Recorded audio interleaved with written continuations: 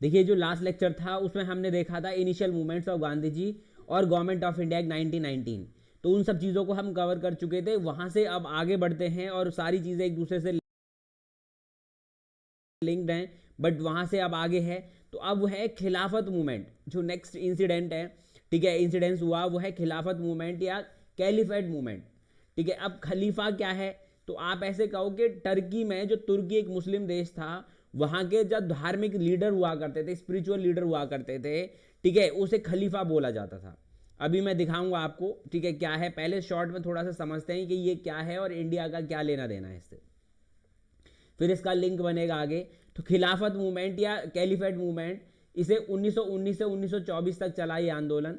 ये क्या होता क्या है दरअसल के, during the first world war, पहले विश्व युद्ध के दौरान, जब 1914 से 1919 तक ये विश्व युद्ध चल रहा था, ठीक है, मेनली 1918 तक, ठीक है, Turkey had allied with Germany and Austria. तो टर्की जो है वो जर्मनी और ऑस्ट्रेलिया के साथ था, और जो वो लोग अगेंस्ट थे ब्रिटिशर्स के, अंग्रेजों के अगेंस्ट थे।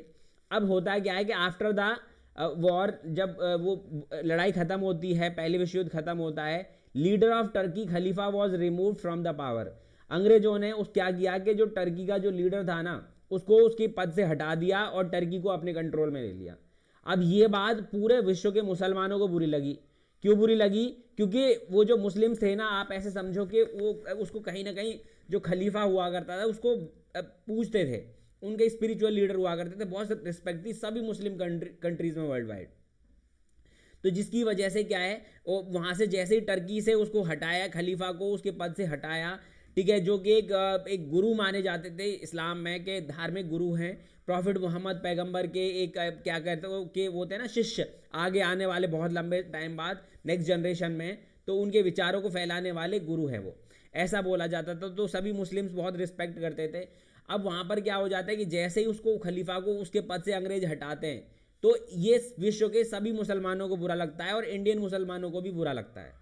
अब क्योंकि इंडिया के मुसलमान इंग्लैंड में तो जा नहीं सकते थे, तो इंडिया में भी तो अंग्रेज हुकूमत थी, इंडिया में भी तो ब्रिटिशर्स रूल कर रहे थे। तो इंडियन मुस्लिम्स ने क्या किया, अंग्रेजों के खिलाफ यहीं पर ही आंदोलन शुरू किया, ठीक है, और खिलाफत मूवमेंट, खिलाफत आंदोलन शुरू किया कि खलीफा का जो पोस्ट है, आपने जो वहां से हटाई है, खलीफा को हटाया है, उसे रीइंस्टेट करो, उसे दोबारा से टर्की के पद पर बिठाओ।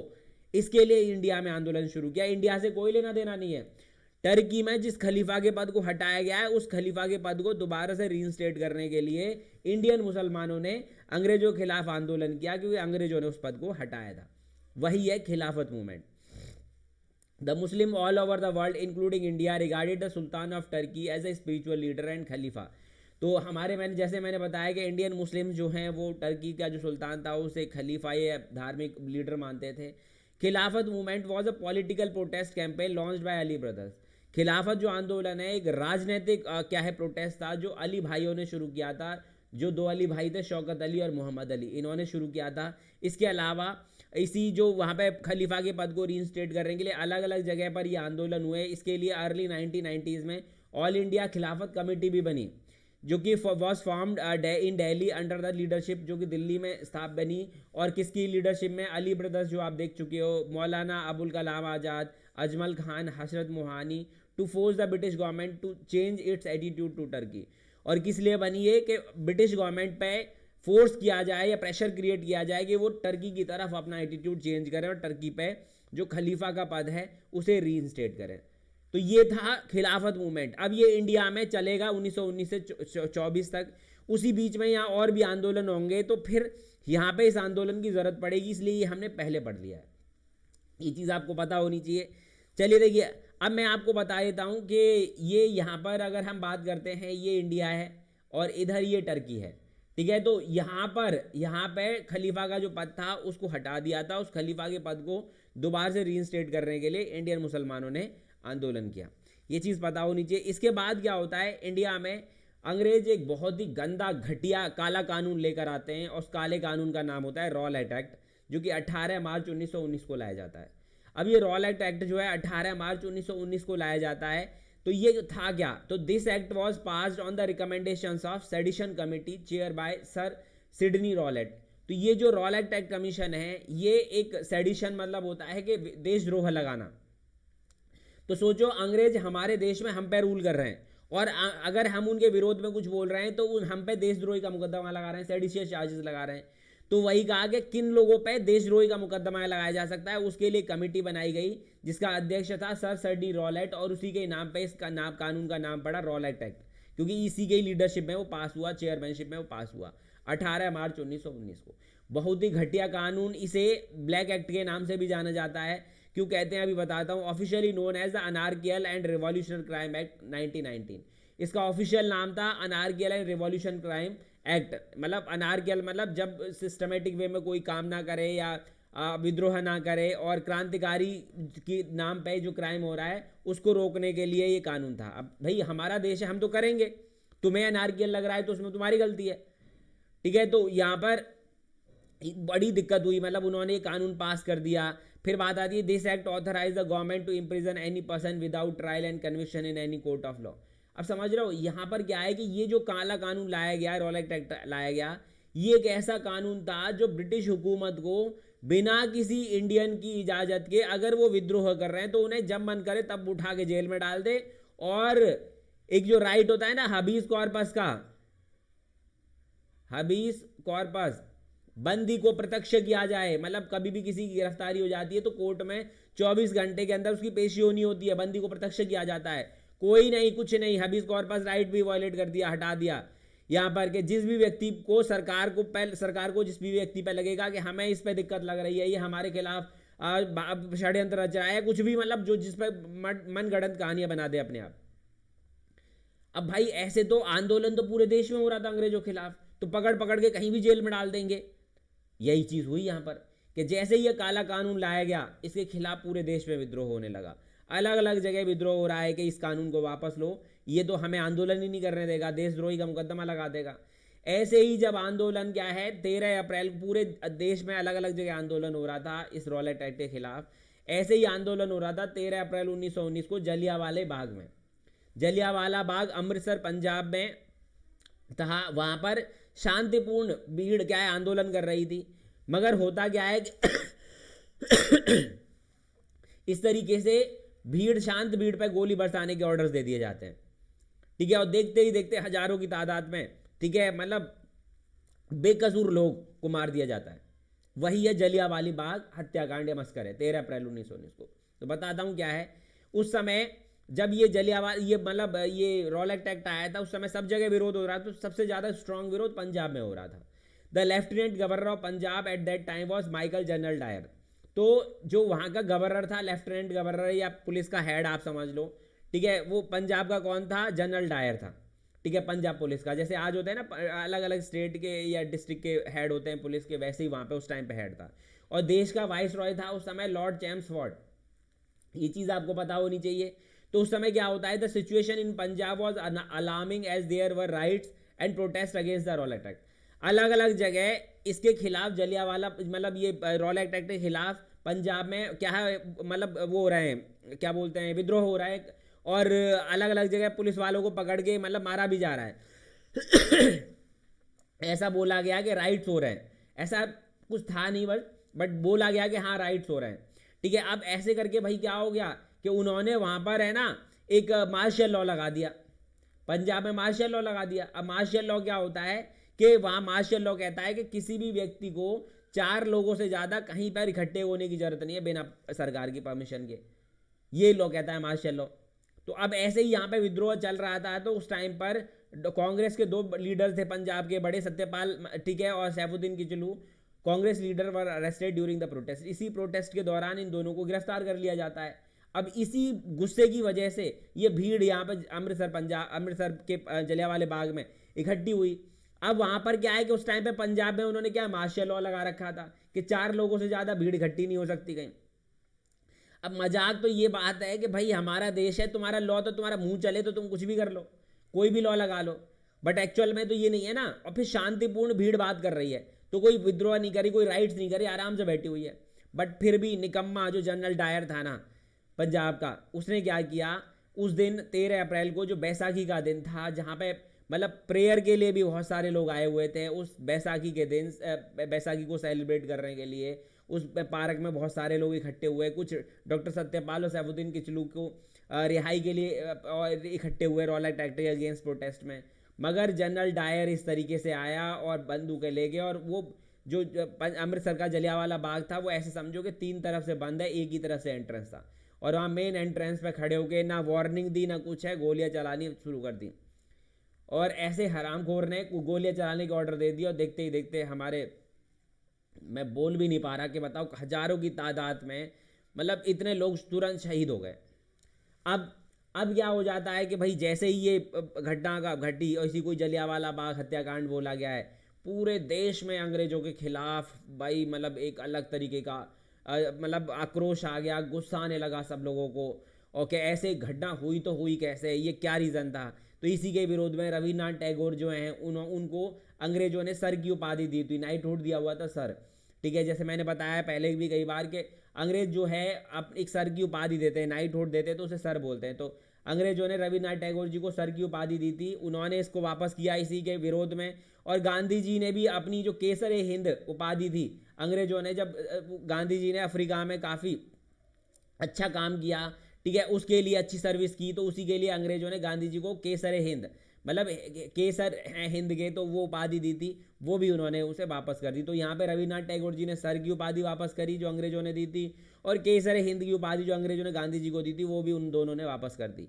किसी लिए, इसी आंदोलन के, रॉलेट एक्ट के और ये जलियांवाला हत्याकांड जो हुआ उसके गुस्से की वजह से।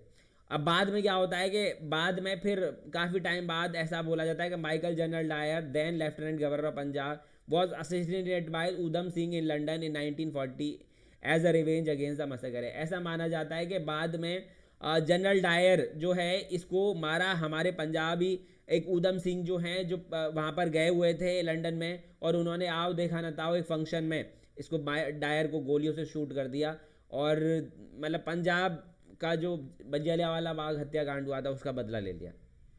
ठीक है, तो बाद में फिर अलग बात है कि उन्हें फांसी हुई, उधम सिंह जी को उनको फांसी हो गई, बट सैल्यूट है इतने वीर जो व्यक्ति हैं उनको।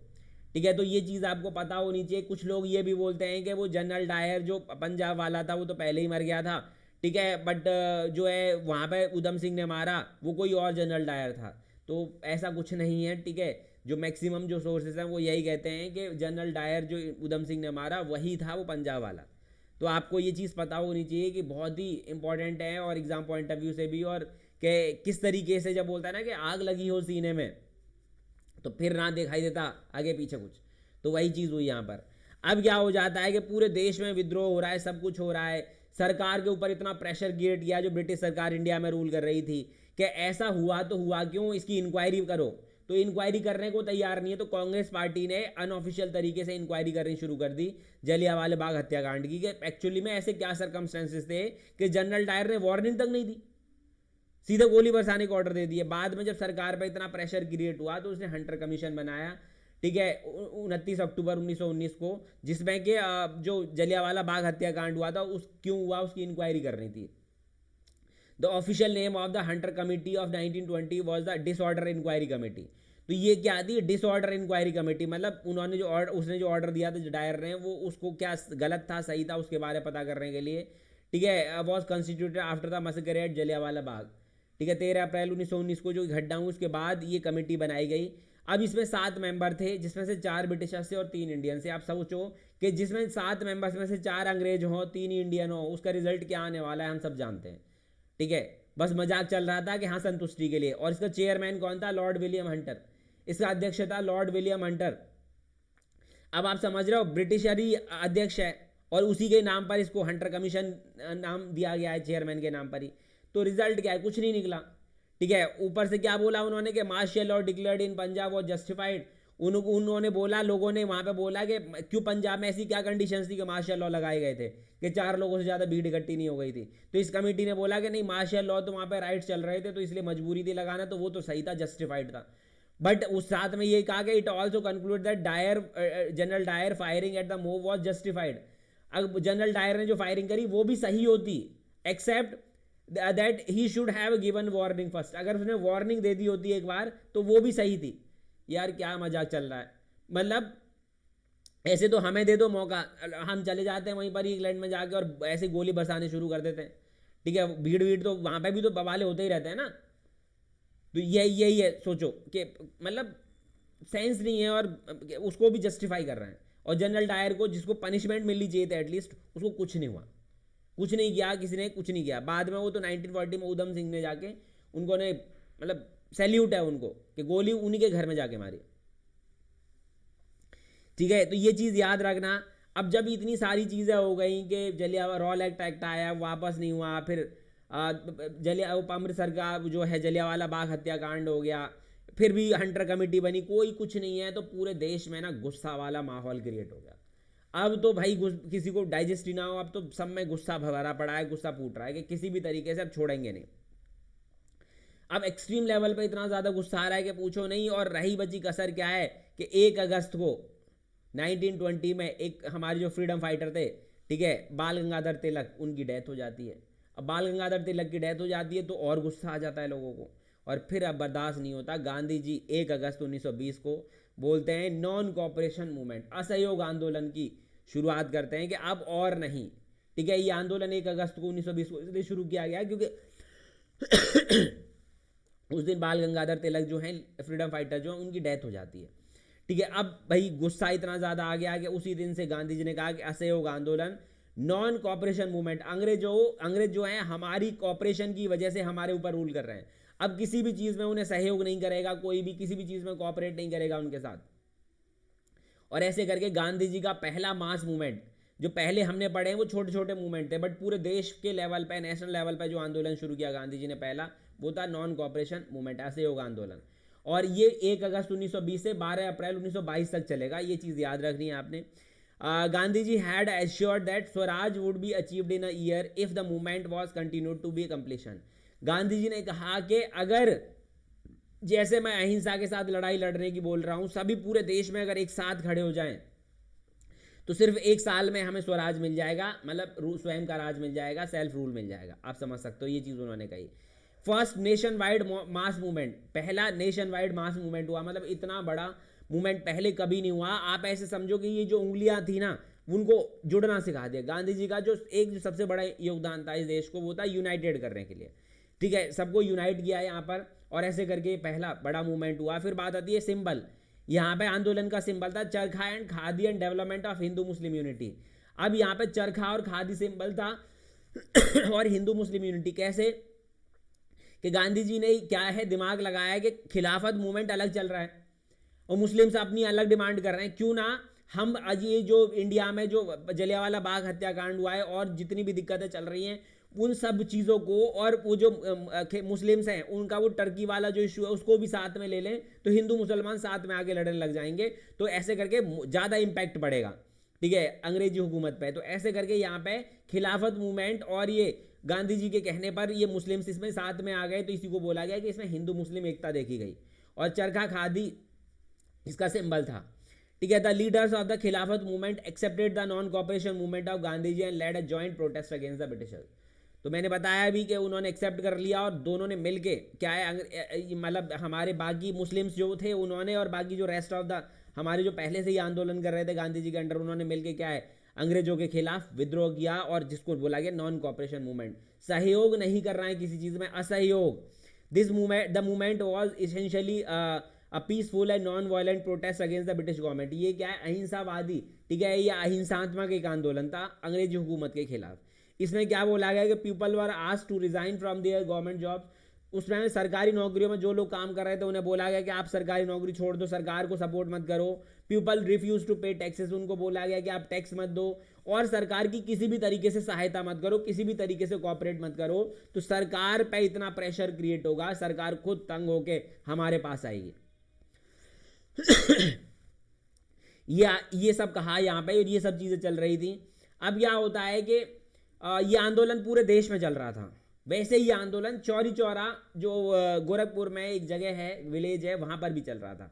तो उसी की वजह से इस आंदोलन को वापस लिया गया। तो why was the non cooperation movement suspended, असहयोग आंदोलन को वापस क्यों लिया गया, तो उसकी वजह है चौरी चौरा की घटना।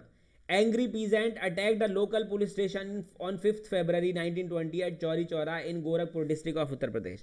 देखो होता क्या है कि जब ये आंदोलन पूरे देश में चल रहा था ना, तो वहीं पर ही लिक्कर शॉप थी, एक शराब की दुकान थी, तो ये भीड़ इकट्ठी होके वहां पे आंदोलन कर रही थी चौरी चौरा में, और वहां पे शराब की दुकान को बंद करा रही थी। अब वहीं पे जब शराब की दुकान को बंद करा रही तो वहीं पुलिस वाले आ जाते हैं, और पुलिस वालों ने क्या है वहां पे गोली चला दी, जिससे 3-4 वो जो भीड़ में से जो हमारे जो भारतीय लोग थे वो उनकी डेथ हो जाती है, जो आंदोलन कर रहे थे उनकी डेथ हो जाती है। ये बात उस टाइम पे जो भीड़ थी ना उसे समझ नहीं आती, मतलब वो बहुत गुस्सा आ जाता है, इतना गुस्सा आ जाता है कि वहीं पर ही वहाँ चौरी चौरा में एक पुलिस स्टेशन था जिसमें 22 पुलिसमैन थे, वहाँ पे आग लगा देते हैं, और वो पुलिस स्टेशन में सारे के सारे 22 लोग जिंदा जल जाते हैं। ठीक है, तो उसी घटना को बोला गया चौरी चौरा घटना। A violent mob set fire to police station, killing 22 policemen during a clash between the police and protesters of the movement. जब उन्हें गुस्सा आ गया तो उन्होंने पूरे पूरे पुलिस स्टेशन को जला दिया, और इसी को चौरी चौरा घटना बोला गया है। ठीक है, 5 फरवरी 1922 को। अब जब ये बात धीरे धीरे करके, जैसे आज तो तुरंत बात फैल जाती है क्योंकि हमारे पास इतनी फास्ट टेक्नोलॉजी है, उस टाइम फैलने में थोड़ा टाइम लगता था, तो कुछ दिन लगे, और ऐसे करके होते होते ये बात गांधी जी को जब समझ में आई तो उन्होंने क्या किया, 12 अप्रैल 1922 को Gandhi ji called off the movement saying the people were not ready for the revolt against the government through अहिंसा।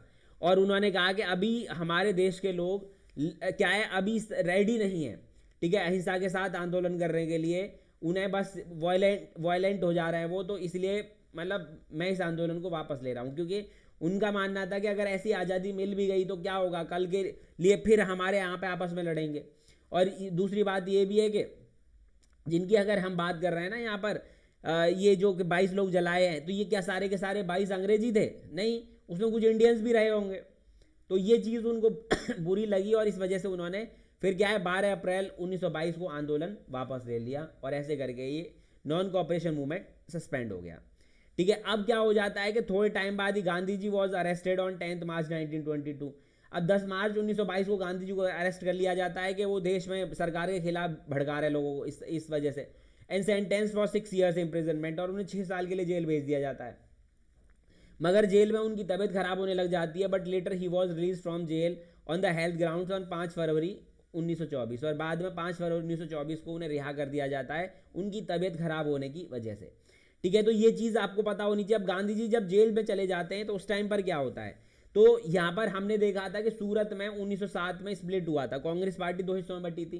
ठीक उसी तरीके से यहाँ पर भी इस नॉन कॉपरेशन मूवमेंट को वापस लेने के बाद ये जो भीड़ है, ये मतलब ये कांग्रेस पार्टी है, फिर 2 हिस्सों में बट जाती है। After the withdrawal of non cooperation movement, leaders of Congress divide two 2 parts. एक होते हैं नो चेंजर्स और दूसरे होते हैं प्रो चेंजर्स।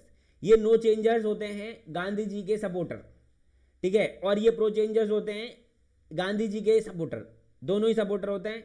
फिर अंतर क्या है कि ये नो चेंजर्स हैं जो गांधी जी ने आंदोलन वापस लिया था उसको ये सपोर्ट करते हैं कि ठीक है गांधी जी कर रहे हैं वो ठीक कर रहे होंगे। जब प्रो चेंजर्स हैं वो गांधी जी के विरोध में नहीं है, गांधी जी ने जो आंदोलन वापस लिया है नॉन कॉपरेशन मूवमेंट, उस डिसीजन के विरोध में। और दूसरी बात, गांधी जी जेल हो गई है तो अब समझ नहीं आ रहा है क्या करें। तो ये जो नो चेंजर हैं इन्होंने क्या किया कि ये गांधी जी का वेट करें कि गांधी जी जो अब आएंगे तब देखेंगे। और इसमें लीडर कौन कौन से थे, वल्लभ भाई पटेल, राजगोपालचारी जी, ठीक है, राजेंद्र प्रसाद, एम ए अंसारी, ये सब लोग यहाँ के लीडर्स हैं नो चेंजर्स के। अब ये क्या है कि जो भारत सरकार अधिनियम आया ना 1919 का, उसके तहत नवंबर 1923 में इलेक्शंस होने वाले हैं। तो नवंबर 1923 में जो इलेक्शंस होने वाले हैं उसमें ये नो चेंजर्स भाग लेने के लिए मना कर रहे हैं, लेकिन ये प्रो चेंजर्स जो हैं ये चाहते हैं कि नहीं हम उसमें भाग लेंगे। तो ये गांधी जी के डिसीजन के विरोध में थे प्रो चेंजर्स और असहयोग आंदोलन को वापस लेने के, और इनको कुछ और दिखा नहीं, तो इन्होंने कहा कि अब हम सरकार में जाके सरकार की नीतियों को बदलेंगे। इनके लीडर कौन कौन से थे, तो लीडर थे C R Das, Motilal Nehru, Lala Lajpat Rai, Vitthal bhai Patel, Madan Mohan Malviya, S Satyamurti, N C Kelkar, शहीद, ठीक है, तो ऐसे करके एटसेट्रा, ये काफ़ी सारे लीडर्स थे यहाँ पर। और इनको स्वराजिस्ट भी बोला गया है क्योंकि इन्होंने स्वराज पार्टी की स्थापना करी इलेक्शन में लड़ने के लिए। तो ये चीज़ याद रखनी है कि नो चेंजर्स और प्रो चेंजर्स कोई भी गांधी जी के अगेंस्ट नहीं है, बट हाँ नो चेंजर्स तो गांधी जी के पूरे तरीके सपोर्ट में, प्रो चेंजर्स जो हैं वो गांधी जी के आंदोलन को वापस लेने के अगेंस्ट है। तो ये चीज़ आपको क्लियर होनी चाहिए, ठीक है। अब यहाँ पर क्या हो जाता है कि स्वराज पार्टी बनती है 1923 में। अब ये स्वराज पार्टी बनती है तो Swaraj party also known as the Congress Khilafat Swaraj party, क्योंकि खिलाफत के जो आंदोलन के जो लोग थे वो भी इसमें साथ में होते हैं काफ़ी, तो इसलिए इसे कांग्रेस खिलाफत स्वराज पार्टी भी बोलते हैं। 1 जनवरी 1923 को इसके प्रेसिडेंट होते हैं CR दास, चितरंजन दास, और सेक्रेटरी होते हैं मोतीलाल नेहरू, ठीक है, जवाहरलाल नेहरू के फादर। अदर मेंबर्स या अदर लीडर्स कौन होते हैं? तो लाला लाजपत राय, विठल भाई पटेल, मदन मोहन मालवीय, एस सत्यमूर्ति, NC केलकर, ठीक है, शहीद सुवरवर्दी, ठीक है, ये सब यहाँ पे और लीडर्स होते हैं। तो ये चीज़ आपको पता होनी चाहिए। तो अब क्या होता है कि ये पार्टी बनाते हैं और ये इलेक्शन में भाग लेते हैं। अब ये नवंबर 1923 इलेक्शन में भाग लेते हैं। तो Swaraj participated in the general election held in British India in November 1923 both central legislative assembly and provincial assembly. तो दोनों का, केंद्रीय विधानसभा मतलब आज के संसद का, पार्लियामेंट का, और प्रोविंशियल असेंबली का, दोनों में यहाँ पे इलेक्शन होता है, दोनों में ही भाग लेते हैं। अब क्या हो जाता है कि जब भाग लेते हैं तो जो पार्लियामेंट वाली जो है वहाँ पे कई सीटें जीत जाते हैं। 1923 Indian general election Swaraj member were elected to the council, central legislative council की बात हो रही है, मतलब पार्लियामेंट में ये कई सीटें जीत जाते हैं, जिसकी वजह से इन्हें सबसे एक इंपॉर्टेंट पोस्ट मिलती है विट्ठल भाई पटेल की, ठीक है। अब विट्ठल भाई पटेल जो हैं उनको president of central legislative assembly बनाया जाता है। तो ये जो उस समय की सेंट्रल लेजिस्लेटिव असेंबली थी उसके प्रेसिडेंट बनते हैं, मतलब आज की जो लोकसभा है उसके स्पीकर, आप ऐसे समझो, ठीक है। तो ये बहुत बड़ी पोस्ट थी, ये चीज़ याद रखना कि विट्ठल भाई पटेल जो है प्रेसिडेंट बने सेंट्रल लेजिस्लेटिव असेंबली के इस इलेक्शन की वजह से। तो ऐसे करके ये उनका ज़्यादा बड़ा अचीवमेंट तो नहीं था, बट फिर भी अंदर की चीज़ें जानने के लिए इन्होंने भाग लिया। अब होता क्या है यहाँ की, अगर हम बात करते हैं ना, कि बाद में फिर गांधी जी वापस आ जाते हैं, जेल से रिहा हो जाते हैं 1924 में, और गांधी जी रिहा हो जाते हैं तो उन्हें ये चीज़ समझ में आ गई थी और लोगों को भी समझ में आ गई थी कि जो वो सूरत स्प्लिट जैसा सीन नहीं कर रहा है, क्योंकि अब अलग अलग बढ़ जाएंगे तो फिर दिक्कत होती है। तो गांधी जी जब वापस आ जाते हैं 1924 में, जेल से रिहा हो जाते हैं, तो 1924 में ही वो कांग्रेस का एक सेशन लेते हैं, अधिवेशन के अध्यक्ष बनते हैं, जिसे बेलगांव सेशन बोलते हैं। और इस बेलगांव सेशन में ये नो चेंजर्स और प्रो चेंजर्स मिल जाते हैं, ठीक है, और इसके, ठीक है, एक साथ हो जाते हैं। पर थोड़े टाइम बाद ये जो CR दास है इनकी डेथ हो जाती है, तो स्वराज पार्टी भी अकेले ऐसे कुछ खास कर नहीं पाती है, ये चीज़ याद रखो। और फिर वही चीज़ है कि जब यहाँ पे चारों तरफ से सब रास्ते बंद हो जाते हैं कि ना गांधी जी से कुछ हुआ, ना स्वराज पार्टी से ऐसे कुछ खास हो पाया, तो फिर अब हमारा जो यूथ है, ठीक है, अब उसे गुस्सा आ जाता है और यूथ हाथ में हथियार उठा के क्रांतिकारी बन जाएगा, और यहाँ से अब शुरू होंगे रिवॉल्यूशनरी मूवमेंट्स, ठीक है, तो जिसे हम नेक्स्ट लेक्चर में कवर करेंगे।